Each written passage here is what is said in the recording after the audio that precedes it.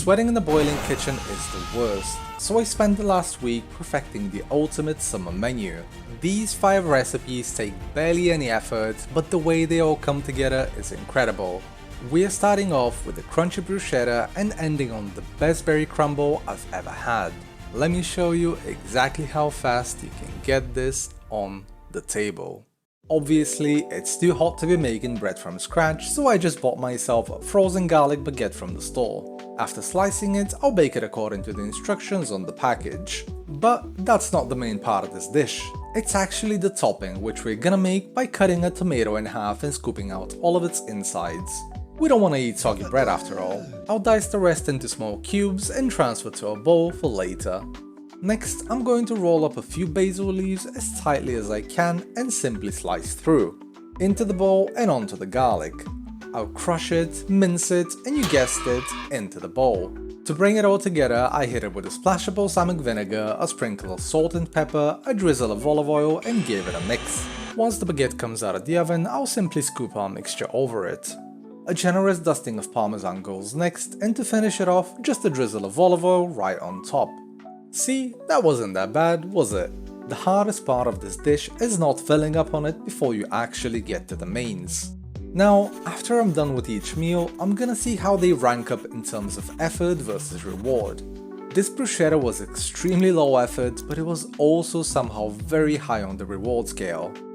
Meal number 2 is something I'm sure you've never heard of. This is the so-called Tarator, and it sits somewhere between a soup and a refreshing drink. Let's start by peeling a giant cucumber, cubing it and dumping it into a pot.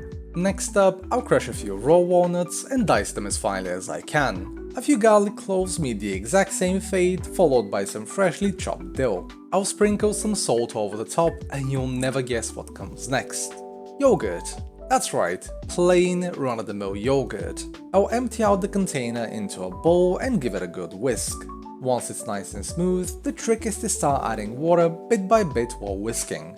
With all the water in and the consistency looking right, the whole bowl gets poured out into the pot. A sprinkle of salt and just a little splash of olive oil to finish it off. And as I said, this could be both a soup and a drink, so feel free to serve it in a glass or a bowl, whatever floats your boat. This is on equal grounds with the bruschetta when it comes to difficulty, or rather lack thereof. Taste-wise, it's good, but not quite as good as the bruschetta. What it lacks in that department, it makes up for on the refreshment index. Right, starters done, let's get on with our first main. For this meal, we're gonna be preparing a simple steak, but we're also gonna pair it with a strikingly vibrant sauce called chimichurri and some homemade fries, because of course. To start, I'll take the steak out of the fridge and just let it sit at room temp for about 30 minutes. In the meantime, let's make the sauce by picking our parsley off the stems. Once it's rinsed, I'll start dicing it, then decide it's really not worth the effort and transfer it to a food processor, along with a few garlic cloves and a red chili. Feel free to de-seed it or skip it entirely if you don't want the spice. Time to season with oregano, black pepper, red wine vinegar and olive oil.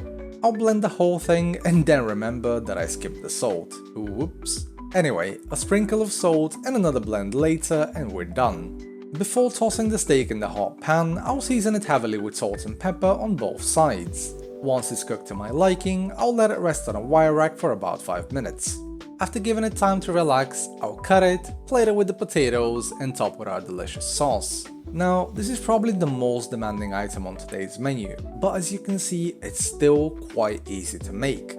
In terms of taste, it definitely clears the starters, but I mean, come on, it's steak after all. It is a piece of meat with fries, so I wouldn't exactly call it refreshing. But again, you can never really go wrong with steak, even in the scorching weather.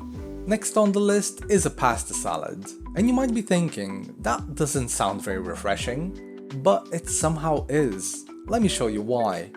I'll start by emptying out a can of chickpeas and giving them a good rinse. After transferring them to a bowl, I season with salt, pressed garlic, olive oil and lemon juice before giving it a mix. Then I'll set the whole thing to marinate on the side while prepping the rest of the ingredients. It is a pasta salad, so obviously we need to boil some pasta. In some boiling salted water it goes and we move on to the herbs. Basil gets diced, so does the parsley, and into the bowl they go along with lemon zest, lemon juice, salt and pepper. Once the pasta is cooked, I add it to the bowl, give it a good toss and a handful of Parmesan. Toss again and serve with an extra sprinkle of Parm on top. It might not look like much, but trust me when I say it's one of the best things I've eaten. Period. Bloody hell! It's just about as easy to make as a starter, it tastes amazing, and it genuinely cools you down. A+ all around. And last but not least, let's turn our eyes to something sweet, namely a berry crumble. First on the agenda is zesting and juicing our lemon and orange. Next, I'll add half a teaspoon of lemon zest to our bowl of sugar and mix it well with my fingers to release the oils. Right over that goes some flour, oats, cinnamon and salt for a quick mix. Finally, I'll pour over most of my melted butter and keep mixing until crumbles start to form. This mixture is going to serve as our quote-unquote topping, so let's set it aside for now and move on to the filling. I'll dump my frozen fruit in a mixing bowl, and since the strawberries are looking a bit too big for my liking, I'm cutting them in half. Once they're at my desired size, in goes the orange zest, lemon zest, sugar, a tablespoon of orange juice and a teaspoon of lemon juice. But we also don't want our dessert to be too watery, so to keep this from turning into soup, we need to add a couple tablespoons of cornstarch. To season it, I'll add some vanilla extract, cinnamon, a bit of ground ginger and the tiniest bit of nutmeg. I'll give the whole thing a twirl and shake until it's combined, butter up my 20x20 oven tray and toss the fruit inside.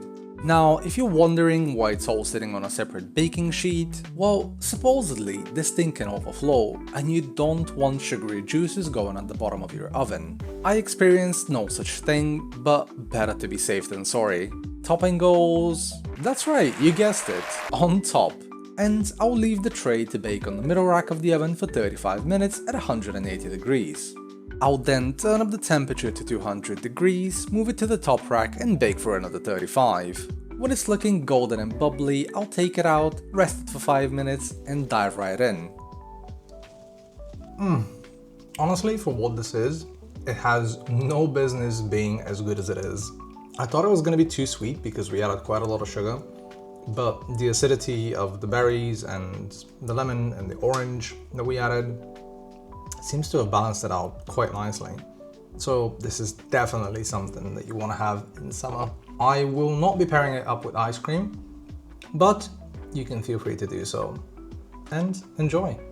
Was it easy? Yes. Was it tasty? Of course. And with all the fruit, you just know it was refreshing. You can totally trade off a bit of the healthiness if you want to pair it up with a massive scoop of ice cream, and I would be the last to judge you. We all gotta cool off somehow. If you want to recreate any of this, I've put all the exact measurements in the description for you. And while you're down there grabbing the recipes, hit the subscribe button and I'll see you in a bit.